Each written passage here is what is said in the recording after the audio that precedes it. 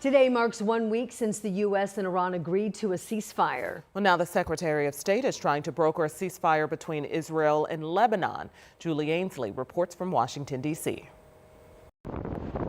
One full day into the U.S. blockade of Iranian oil exports in the Strait of Hormuz come reports that the U.S. and Iran could soon begin peace talks again. Two sources tell NBC News negotiations could start as early as this week, Pakistan offering to host the talks once again.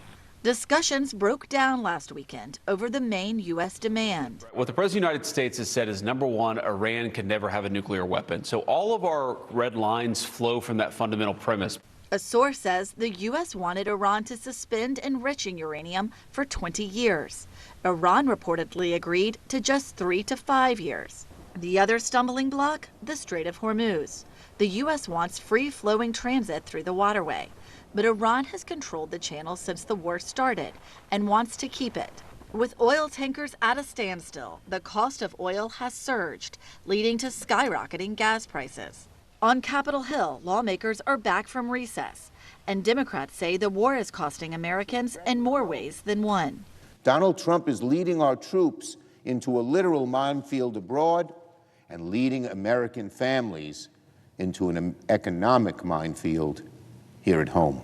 Democrats say they will force another vote on a war powers resolution, requiring the president to get congressional approval if the war goes beyond 60 days, which will come at the end of this month. Meanwhile, Secretary of State Marco Rubio navigating talks on another global hotspot. This is a historic opportunity.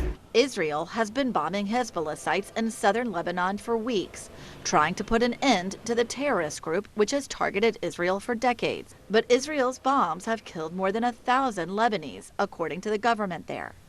Today, Rubio met with officials of both countries to find a way to end the violence. So that the people of Lebanon can have the kind of future they deserve, and so that the people of Israel can live without fear of being struck by rocket attacks from a terrorist proxy of Iran. Senate Minority Leader Chuck Schumer says Democrats will bring another war powers resolution to the floor this week. The Senate has voted on this resolution before, but Republicans have voted it down each time. In Washington, Julia Ainsley, NBC News.